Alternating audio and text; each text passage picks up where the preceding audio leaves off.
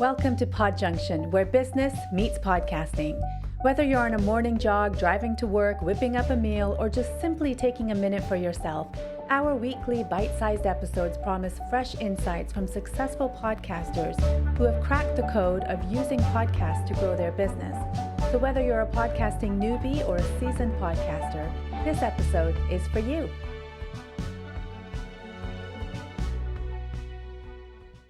Well, hello, welcome to Podjunction. My name is Matt Edmundson, and beside me is the technical challenged Sadaf Beynon. Welcome to Podjunction, where we talk about how to use podcasting to grow your business. You're going to have to explain the technically challenged part. Which one? Just all of it. We're going to be here a while, aren't we? I think I've got the microphone down now. Yeah, that's true. That's true, very much. One thing at a time. One thing at a time. Just so you know, Sadaf called me last week. The studio's not working. I can't record anything. I'm going to have to go home and record there. I've tried everything. I've called Dan, the tech guy. Can't get anything to work. Came in this morning. We need to do some recordings. Sadaf's like, have you made the computer work yet? Have you figured it out? I'm like, no, I'll go have a look in a second. Walk straight upstairs, turn the computer on, and everything is fine. That was what out of everything, you checked all the connections. I did not check that. You did not check to see whether the computer was actually turned on yet. And we're professional. Yeah. You're in safe hands with Podjunction. That's awesome. So I've been giggling about that all morning like a school kid, but that's okay. That's the way it was. Apart from that, how are we doing? We're good. Yeah? Yeah. You sure? Yeah. Good. What we got coming up today? So we have Marcia Reiner. Marcia. She had a conversation with you. Yeah. And the segment's about pre-calls. So vetting and preparing guests. And Marcia, you probably can go into more detail, but she's a business growth consultant. Yeah, she is. Strategist. She's lovely. Yeah, lovely lady. Yeah, really, really nice. So I enjoyed our conversation, actually. And so it's good to get Marcia on the show talking about, well, we call them pre-calls. Not everybody calls them pre-calls. That is true, yeah. So explain what a pre-call is. A pre-call for us Yeah, for us. is kind of an intro. I also can't talk today. Introductory call in which we kind of get to know our potential guest. Yeah. And kind of understand what they're bringing to the table, Yeah. make sure it aligns, Yep. and so on and so forth. So it's not a call it's not a call that is recorded for the podcast. Mm-hmm. It's like the pre-podcast call, if you like.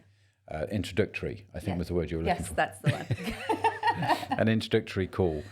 And so we'll talk more about this after actually how we do it after Marcia's been on, but I'm curious to hear what Marcia's got to say.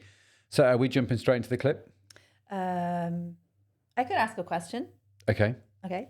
So, Matt, if you could choose a movie or a book to turn into a podcast series, Oh, that's what a would really that be? good question.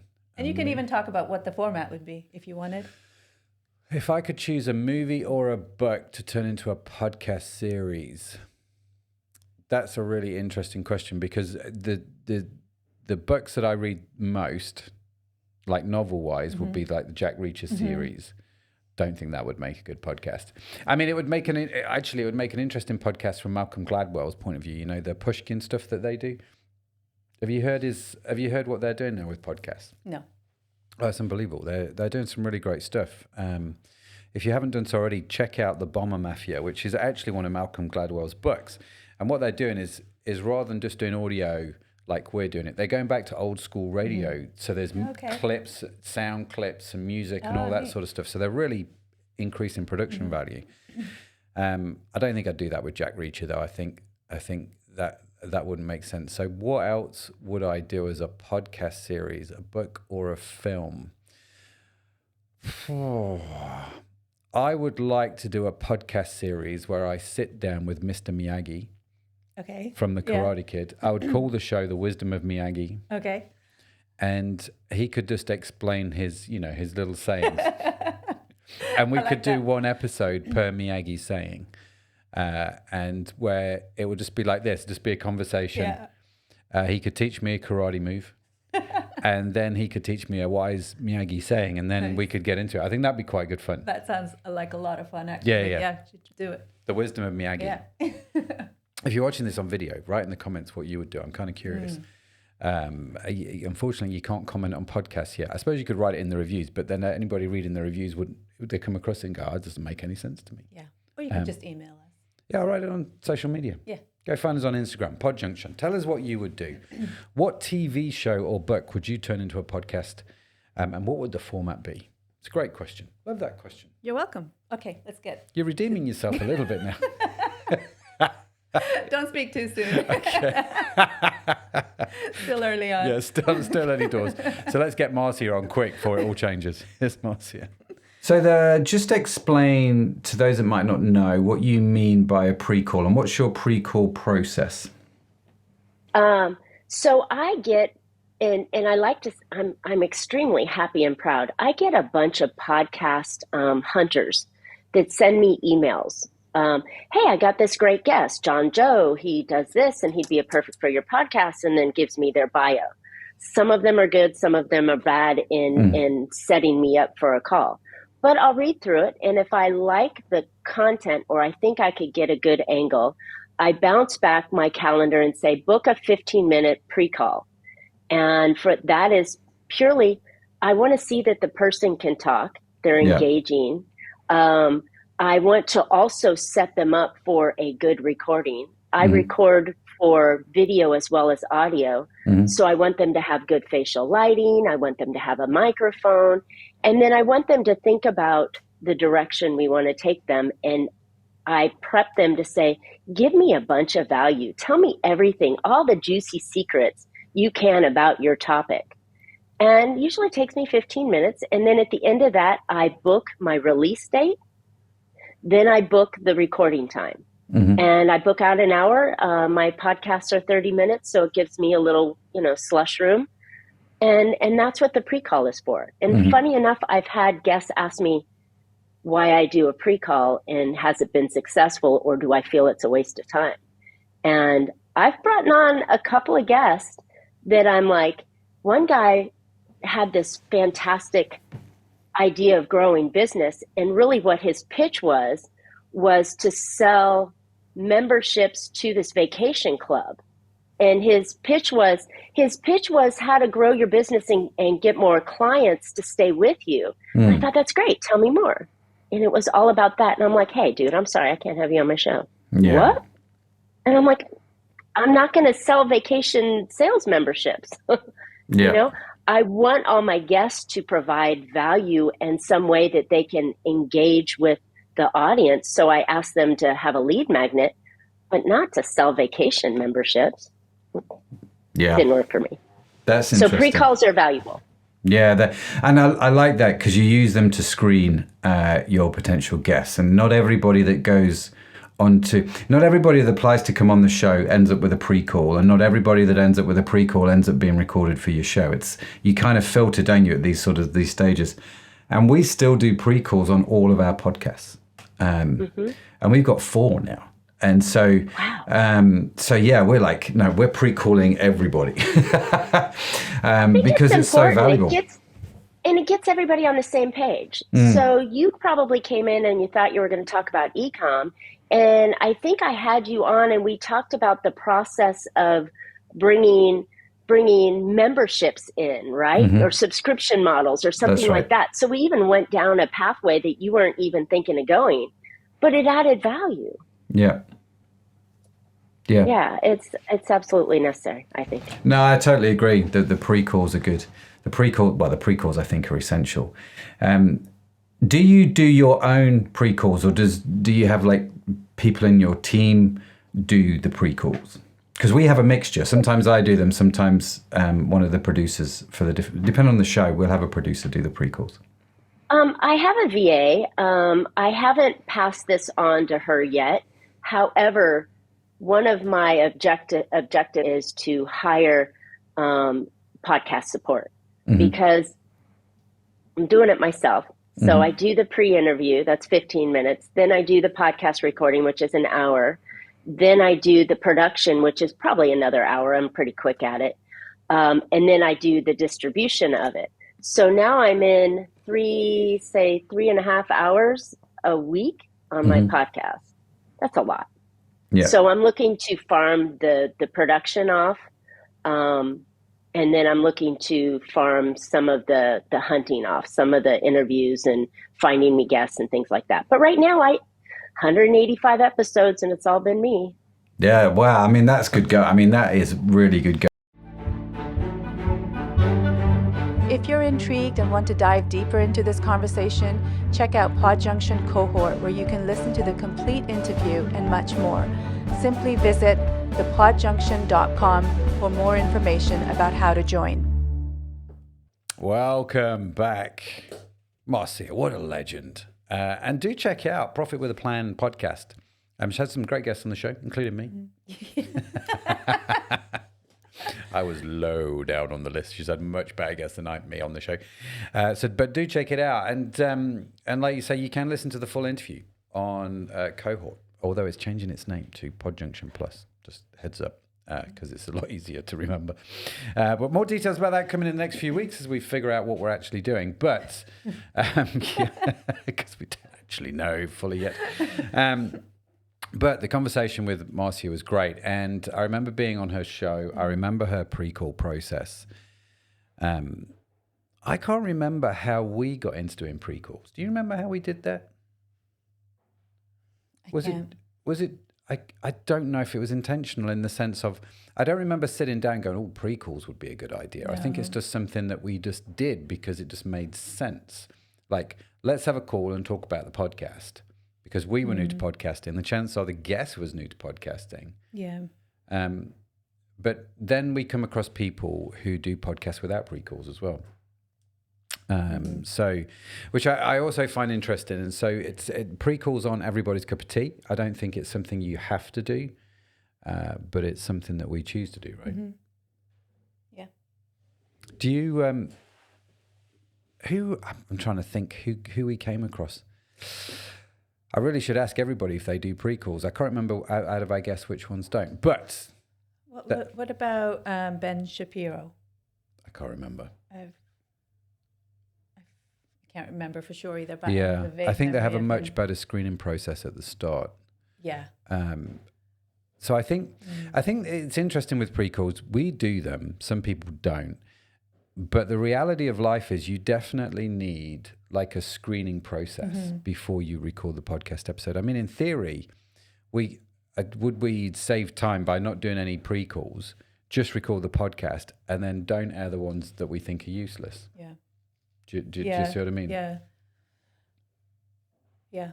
It's an interesting question, isn't it? I've never really thought about it like that. But that said, we're talking about pre-calls. So let's talk about the process. How do we do it? More importantly, how do you do it? Because you do most of them. Yeah, so kind of like what I was saying at the beginning about getting them on. We do about 20-minute call, and I chat with them, see what they can bring to the table, and if it aligns with what we are doing on that particular podcast, and make sure that, again, like Marcia pointed out too, that it's not a salesy kind of a pitch. And what I find interesting is that a lot of people who frequent podcasts, like as guests, they kind of come on because they want to get exposure. So they're like, yeah, we'll go for this podcast and that podcast and that podcast. And then when they kind of want to, some actually want to skip the pre-call because they're like, oh, I've done this so many times. I don't need to.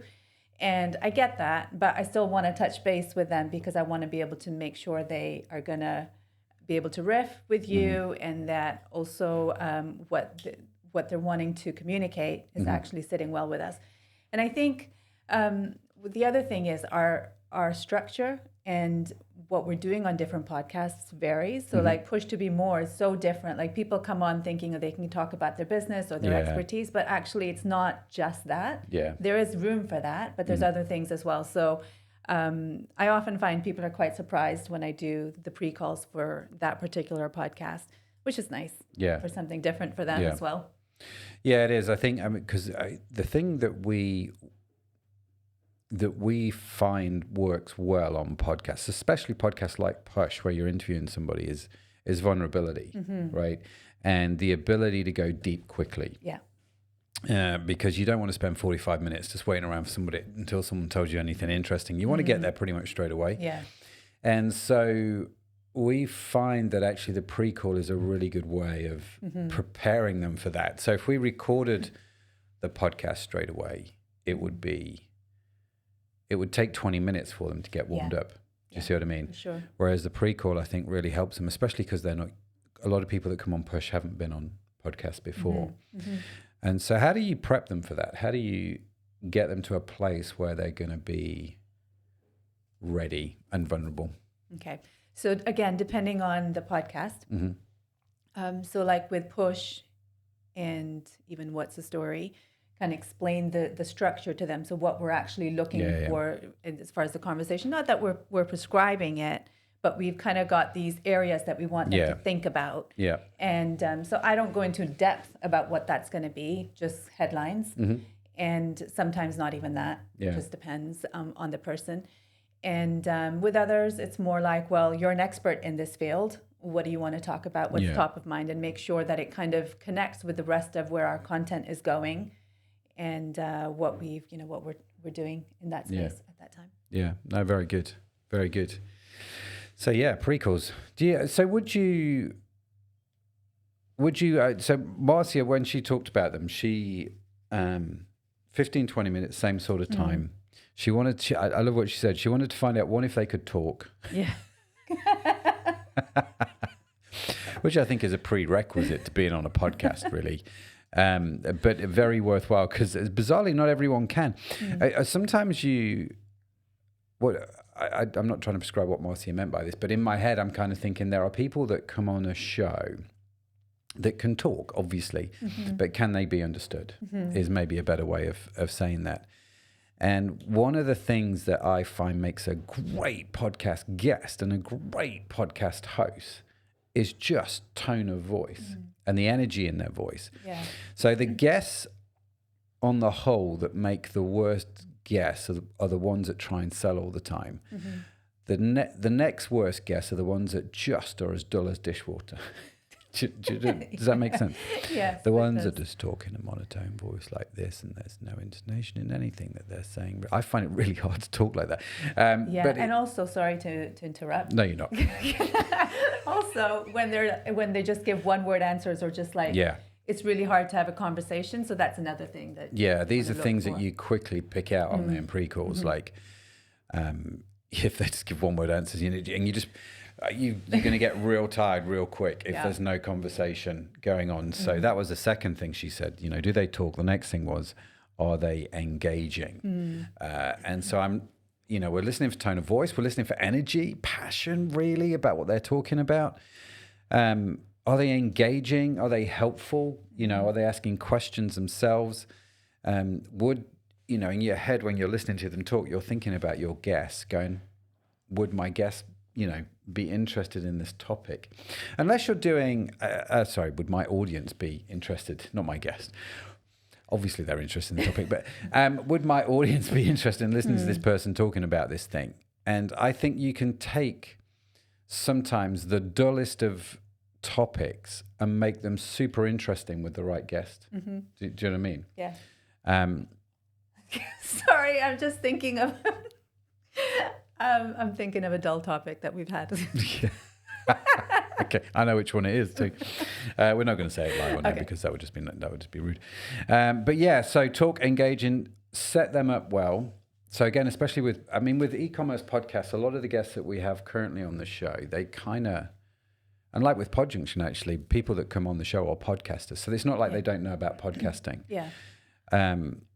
But the ones that come on, say, Push or What's the Story, they rarely have done podcasts. Yeah.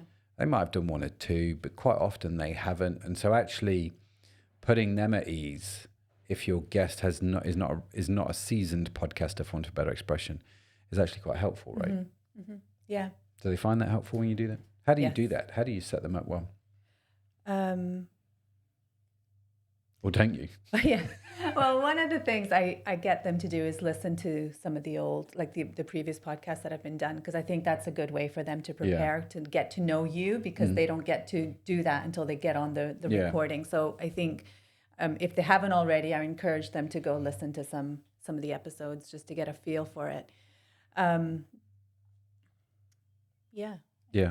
I think that's a really easy way to do it. But again, talking them through, do you ever have to talk through equipment, mics, lighting? No, not really. Sometimes they'll ask the question, but most of them will have a setup. They'll say that, they've like what they've got with Zoom. Yeah, that's fine, that kind of a thing. That's the benefit of COVID, I think. Everyone's sort of come out of COVID with a sense of how to do Zoom calls well. Yeah. Can't think what I was going to say, but something else I was going to say. That I think it's also another great reason to do the pre-calls is you were talking about it just now about the listeners, and you want to maintain the integrity of the podcast itself. So you don't want to go off track just because, one thing that they've said sounds good or whatever. You really want to make sure you're sticking to what the podcast is about so that you can continue to give value to the listeners. And when they listen to an episode, they know what they're getting. Yeah, and that's super powerful. And I think it's super important as well. And Marcia said something about juicy secrets, which I really like that phrase. What are the juicy secrets? Because one of the things that you want to do, and I think you can do this with pre-calls. This is going to come down, I think, maybe there's a separate episode to how you interview people. One of the things you want to do is make sure that your guest comes on your show and doesn't say the same thing they've said on everybody else's show, right? Yeah. Because one, that's just dull and boring. Although your audience might not have heard them on different shows, that podcast guest, I think if they just say the same stuff, can quickly fall into this sort of monotone routine, right? And so we're talking about energy, we're talking about tone, we're talking about bringing your A game. And so getting them to talk about stuff that they wouldn't ordinarily talk about, that doesn't have to be the whole show, but I think it has to be a little bit surprising. Yeah. And so questions like, tell me the juicy secrets, are a little bit surprising, and you can just make note of those. So when you're doing the interview, you can just pull it out and go, well, you know what, and it just makes it a little bit more interesting, I think. Yeah. The way that we do it, obviously, Marcia does her own pre-calls, and then she does the podcast interview, which I think is ultimately probably the best solution. But there is, like Marcia was talking about, there's time constraints on everything, isn't there? So, so because we've got 4, 5, I don't know, 6 podcasts now. We've added a few more since we recorded that one with Marcia. I have found that obviously there's only so much time that we have. And frankly, I'd spend all day behind the microphone if I could, just chatting away, just because I like the sound of my own voice. But I much prefer this aspect of it. And so one of the things that we did when we started building out the podcast is I stopped doing the pre-calls and you took over because you produce all my shows. And so you took over. How did you find that? Because it makes sense, I suppose, if I do them. But I guess if I'm listening to the show, it's like, what was the process of handover? How did that go? I loved it, and I still love it. It's kind of like having a conversation with someone, but it doesn't get recorded. It doesn't go anywhere, but you still have that conversation. Yeah. So I really love that part of the pre-calls, actually. Yeah, just having those chats with just people. Yeah, and I can just and they'll be talking. I'll be curious. I'll ask a question. Some of those things, don't feature on the podcast itself because they're like way off on a tangent, but it's still fun. I enjoy it. So how do you, if you're going to outsource, so if someone's listening to the show and they're kind of like, well, I like the idea of pre-calls, but I'm time poor at the moment. So, or I've been doing pre-calls and actually I want to do what you've done, Matt, and just outsource those. What are some ways that people can outsource successfully? What are some of the things that you do that make it work successful so that when they do it, they can learn from that? Does that make sense? I think so. So you're talking about the conversation itself, right?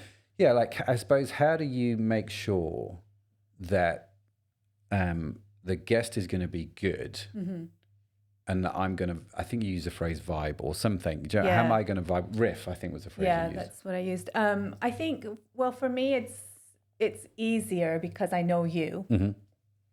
If you're going to outsource to someone who doesn't know you so well, that's going to be another layer, right? Yeah. That you're going to have to be able to figure out, because they need to understand you, your style, and whether that person is actually going to be able to riff with you, using that word again. And I think that's Very really 1980s. important. Yeah, sorry. It's all retro. I think that's really important, because I think then the conversation feels, what's the word I'm looking for, Matt? Natural. Yes. Authentic. Authentic. Organic. I could just keep going. Okay, I'm just a walking I'm good. I got it. Natural, authentic. And that's what you want, because I think that's what makes the podcast episode come alive. Yeah. Otherwise, it just feels like an interview and less of a conversation. Yeah, absolutely. That's so important. And I think from my point of view, as someone who outsources pre-calls, for want of a better expression, you have got to trust the person doing the pre-call. Yeah. Implicitly. So, and I think, we've got such a good working relationship, so it's easy. I know that when you do them, I don't need to question that or what happened or any of that sort of stuff. And you write usually some brief notes for me for when we do the call. It used to be that we'd do things like you would try and prep questions and all that sort of stuff, but we don't do that anymore. No, we moved away from that. Yeah, because I never read the questions. That just didn't work for me. It may work for you. I don't know. Maybe that's how you want it. But I just remember thinking, I think I probably asked that a different way, or I never got round to that question. Yeah. And so actually what I found really helpful is the notes, who this person is, bit of background, that sort of thing. That works super, super well for me. And I think you do that really well. And so I think if someone's going to do your pre-call, you've got to be able to riff with them. You've got to, I don't know how I'd feel about outsourcing the pre-call to a complete stranger, especially if the guests are VIP guests. These are people that I'm wanting to work with or wanting to connect with or wanting to network with. It's quite an important part in the relationship, in which case, if I didn't have anyone I could outsource to, I would find a way to do it myself, if that makes sense. Yeah. Just some tips there on if you're going to outsource pre-calls. But if you don't do them and jump straight into your podcasting, then that's obviously, I think you just need some way of screening. And for us, pre-calls are a great way to do that. And of course, if you're using podcasting to network with people, pre-calls is just another opportunity to network with that person, whether it's you, whether it's your team. It's just another contact. It's just another reason for them to like you, right? So, have a play around with them. Let us know what you think. What's been the secret of your success with pre-calls? Would love to know your thoughts on this. Do you do them? You're a pre-call person or not? I know some people like them, some people don't. But I think they're great. We're big fans. But we figured out a way to make it work for us. Let us know. What do you do? Is there anything else to say on this? Have you got anything else in your notes? Yeah, I do actually. Okay, go for it. Some just actually in response to what you were saying earlier, you're like me doing your pre-calls for you and you moving away from those questions. I think you're a seasoned podcaster, right? And so I think you And so I think it's easier for you actually to not have to follow something like that, and just be able to have the conversation. And the other thing I wanted to point out was that she said that she books a recording date and a release date. Okay, I didn't hear the release date thing. Yeah, so she does that, which was quite interesting, because we don't do that. We don't book the release date until the podcast is recorded, do we? Yeah, until we figure out when it is, Mainly because we've had people not show for whatever reason, something's happened and they've had to cancel the interview. So we only book release dates now once we've got the podcast itself recorded, and then it goes into our system, doesn't it? And depending on whether you're just next in line or whether you're a fast track or all that kind of stuff, will depend on when the podcast goes out. But I think it is important. And going back to the question thing, like you say, I've been doing it a while, and I'm quite happy to have conversations with people in a podcast and ask questions. So if that's not you, then obviously if you're not doing your pre-call, make sure you can work with a person that can help you generate the right kind of questions for your show that's going to make the most sense for your listeners. That's right. Yeah. And you'll need that partnership going on. Otherwise, if you can't do that, again, you should probably do the pre-calls yourself. and just write down, half a dozen to a dozen questions that you think you can ask that person in the conversation when you record the podcast. It's going to be interesting. You may use them, you may not, you may riff on something entirely different. But I think if you're just starting out in podcasting, having those questions pre-planned ahead of time at least gives you some kind of confidence, something that you can fall back on just in case you need to fall back on that. And I think that's going to be super helpful. We do pre-calls for Podjunction? We do. Yes. So when we sit down with guests, the way we started Podjunction, the way we're going to carry on Podjunction are two different things, because like with every podcast, you evolve and you learn. Yes. And so the first 12 interviews that we did with people, we didn't even know Podjunction was going to be a thing. It's a reality. And now we're interviewing guests on the show, knowing what Podjunction is. And so in the pre-call, are you figuring out the questions that we're going to ask for the segments of the show? Yes, loosely. Okay. Yeah. So the way this works is, obviously with Podjunction, we have a theme. Today is pre-calls, and we show a clip from Marcia, and then you and I chat about it. So this was, full cards on the table, or full disclosure, when we recorded that interview with Marcia, Podjunction didn't exist. I thought I was doing that for another podcast. And it was only after we did the 12 interviews with these amazing guests, we thought we really should make this its own podcast. And so the pre-call with Marcia would have run along the lines of, tell me about how you do podcasting. We'd have figured out one or two things. And then in that pre-call, we would have gone, right, maybe these are 2 or 3 key topics that we can hit on. So I'm going to ask you this question when we record, which you're going to talk about for between, 4 and 10 minutes. And that gives us that clip then for that theme podcast, right? Is that how you're doing it? Yeah, that is. Another reason to do pre-calls. Helps you plan the show. Just hashtag sane. And you do that with a guest. I do. And so what kind of feedback have you had on that so far? On the pre-call itself? Yeah. I think so far, people are just quite intrigued by the whole format of the show. So they're all in. They're all very excited about it. And I mean, I don't really have that many pre-calls done to be able to really answer your question. So maybe we should come. Yeah, we'll come back to this in 20. We'll come back to pre-calls time and time again. I've no doubt.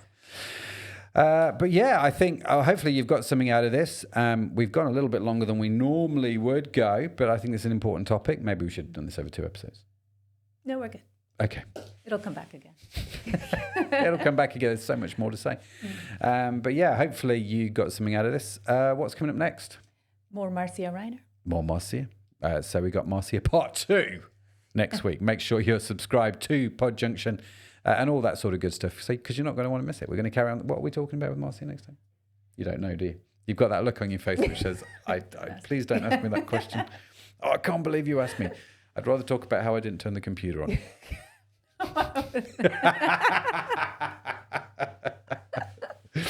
Oh, brilliant. Listen, have a fantastic day wherever you are in the world. We will see you next time. Bye for now.